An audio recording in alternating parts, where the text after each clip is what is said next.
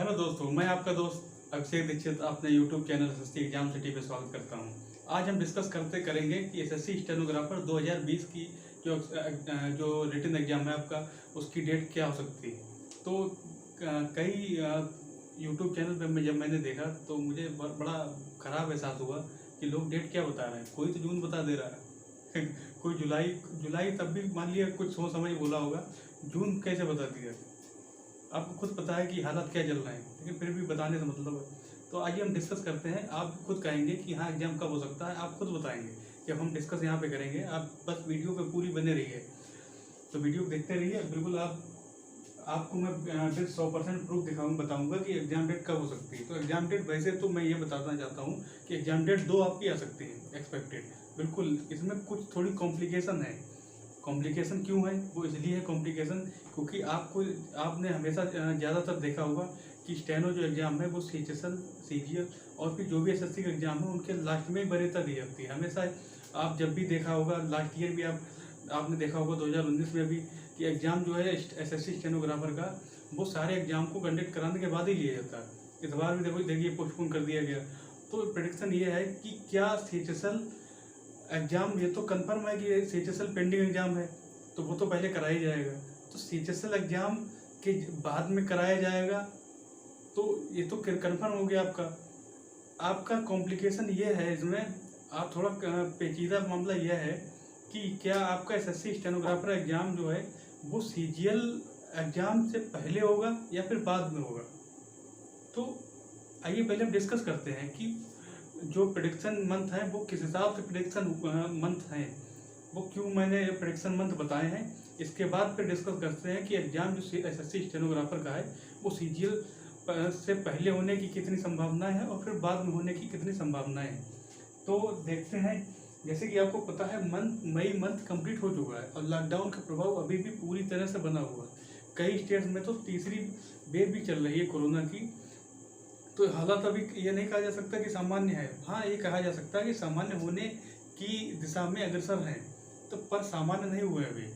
तो अभी ये हम कुछ स्टेट्स में तो लॉकडाउन अभी 10 जून तक के लिए प्रभावी कर दिया गया है।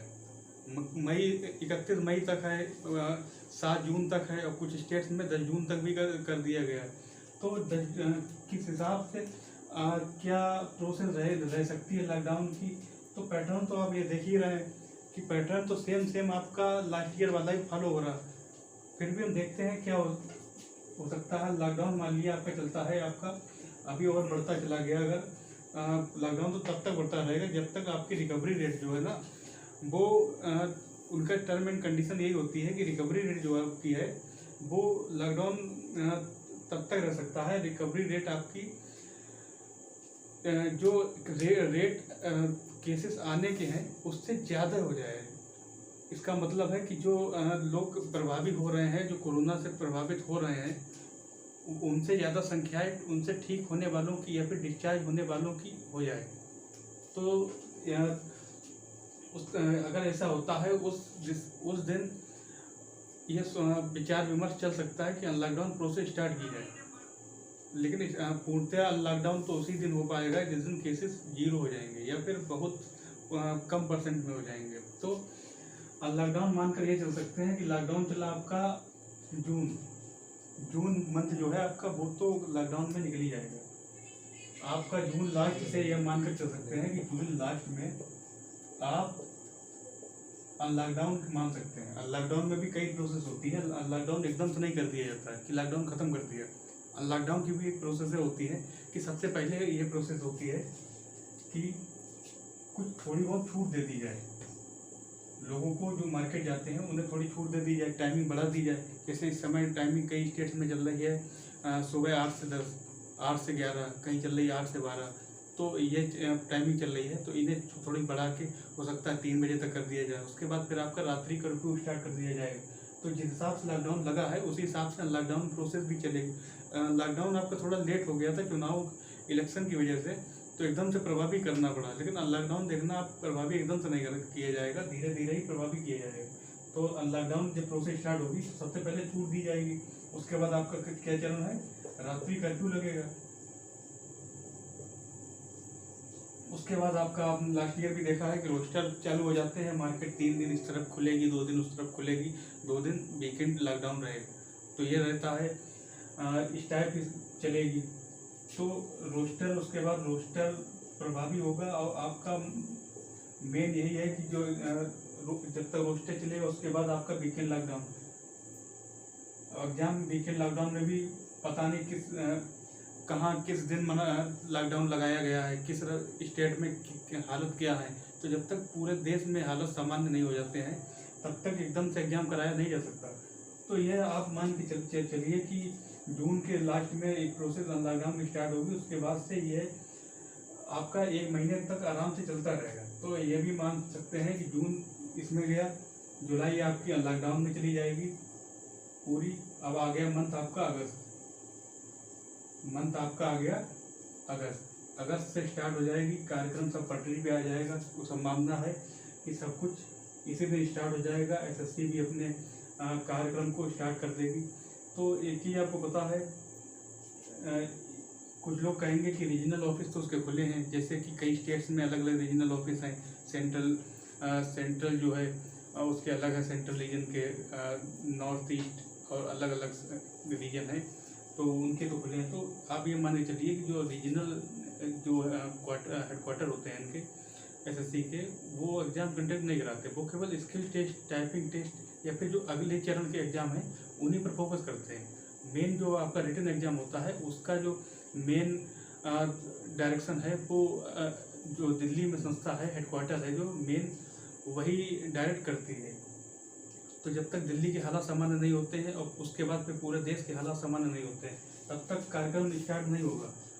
यही मान सकते हैं कि अगस्त में मान लिया आपका स्टार्ट हो गया, ऑफिस खुलने लगे, तो अगस्त में आपको ये भी पता है कि एकदम से अगस्त में कार्यक्रम पटरी पे उतरा है, एग्ज़ाम लाओ एग्ज़ाम करा दें, ये नहीं, ये तो होता नहीं। एग्ज़ाम आप ये मान के चलिए कि 1 मंथ पहले बताया जाता है।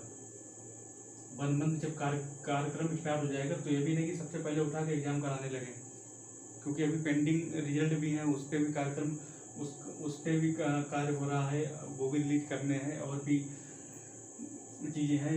एसएससी तो पूरे देश में प्रोग्राम देखती है, सारा को डायरेक्ट करती है, तो ये भी नहीं सीधे एग्जाम कराने लगे। 1 मंथ पहले आपको पता है, 1 मंथ पहले तो बताया जाता, 1 मंथ पहले इसलिए बता दिया जाता कि ताकि लोगों को पता चल जाए एग्ज़ाम है, वो अपना रिवाइज कर लें। इसके बाद आपका एग्ज़ाम सिटी बताई जाती है, उसके बाद आपका एडमिट कार्ड आता है, तो नोटिफिकेशन बता दिया जाता है 1 महीने पहले। तो 1 महीने पहले अगर नोटिफिकेशन बता दिया जाता है तो ये मान के चलिए 15 अगस्त के बाद में आप एसएससी मान लिया नोटिफिकेशन जारी कर भी देती है। तो जब एग्ज़ाम टीसीएस को कराना है तो एग्ज़ाम की नोटिफिकेशन 1 महीने पहले दे देगी। 15 अगस्त को अगर नोटिफिकेशन देती है, 15 अगस्त को तो देगी नहीं क्योंकि राष्ट्रीय पर्व है, इसके बाद में ही देगी। तो आप ये मान के चलिए लगभग 20 सितंबर से एग्ज़ाम स्टार्ट हो जाएंगे। तो एग्ज़ाम सबसे पहले किसके होंगे? आप बखूबी जानते हैं कि सबसे पहले एग्ज़ाम स्टैंड होगा तो होगा नहीं, क्योंकि इसे लास्ट प्रायोरिटी हमेशा से दी गई। सबसे पहले वो एग्ज़ाम होगा जो पेंडिंग चल रहा था। आप भली बात ही जानते हैं कि पेंडिंग एग्ज़ाम कौन सा चल रहा है। पेंडिंग एग्ज़ाम चल रहा है आपका जो है वो है एसएससी सीएचएसएल। तो उसकी डेट जो लोग जानना चाहते हैं कि एसएससी सीएचएसएल की एक्सपेक्टेड डेट क्या रह सकती है, तो 20 सितंबर या फिर अक्टूबर मान सकते हैं। इस मंथ में आपकी अक्टूबर के वो भी स्टार्टिंग है, ये मान के चल सकते हैं कि एग्ज़ाम स्टार्ट हो जाएगा सीएचएसएल वालों का। और इसके बाद संभावना ये आती है, सबसे बड़ा पेच ये है कि सीएचएसएल के बाद आखिर एग्ज़ाम सीजीएल का होगा, सीजीएल होगा सीएचएसएल के बाद में, या फिर स्टेनो।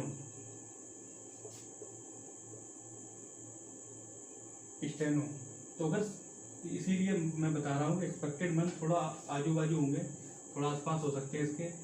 स्टेनो अगर सीएचएसएल के जस्ट बाद में हुआ तो आपका ये होगा अक्टूबर मंथ में। और अगर यह हुआ कि सीएचएसएल के तुरंत बाद सीजीएल का नोटिफिकेशन जारी करके एग्ज़ाम कंडक्ट कराना शुरू कर दिया गया तो आपका ये एग्ज़ाम चला जाएगा नवंबर स्टार्टिंग में। तो यही हमारी दो हैं मुख्य। एक तो आपका आ गया अक्टूबर, तो विद प्रूफ मैं इसीलिए लाया था ताकि बहुत सी फेक वीडियो चल रही हैं उस टाइप का आपको कंटेंट ना दे पाए। जो रियल स्थिति है, जो बहुत रियल प्रेडिक्शन है वो मैंने की है। तो आप अक्टूबर या फिर नवंबर, ये 2 मंथ हैं। 2 मंथ आप जानते हैं, क्योंकि 2 मंथ क्यों मैंने बताए हैं। एग्ज़ाम थोड़ी सी इसमें प्रॉब्लम है, बस आपको इस बार प्रेडिक्शन में 1 मंथ के बजाय 2 मंथ मिले हुए हैं। तो आप लोग अक्टूबर को ही मान के तैयारी जारी रखिए। अगर आपको अच्छा समय मिल जाता है तो आप नवंबर में टेस्ट वगैरह कंप्लीट कर लेंगे। तो आप बेस अपना यही माने कि अक्टूबर में एग्ज़ाम आपका एसएससी CHSL का के बाद में एसएससी स्टेनो हो जाएगा। तो हमारी वीडियो कैसी लगी आपको? वीडियो को लाइक कर दीजिएगा अगर अच्छी लगी हो, नहीं तो डिसलाइक भी कर देंगे, तब भी कोई दिक्कत नहीं। हम समझ जाएंगे कि आपने जो हमारा कंटेंट है उसे डिसलाइक किया है, अब वो आपको पसंद नहीं आया। तो हमारे चैनल को अगर ऐसी अपडेट जाननी है तो सब्सक्राइब कर लीजिए। आपको बिल्कुल सटीक जानकारी और विद स्टडी के साथ में देंगे। ये नहीं कि अब यूल वीडियो बना के दे दें, बिल्कुल 100% स्टडी करने के बाद ही, पूरा स्थिति जानने के बाद ही मैं प्रेडिक्शन मंथ लेके आया हूँ कि अक्टूबर या फिर नवंबर। ठीक है दोस्तों, धन्यवाद। Thanks for watching.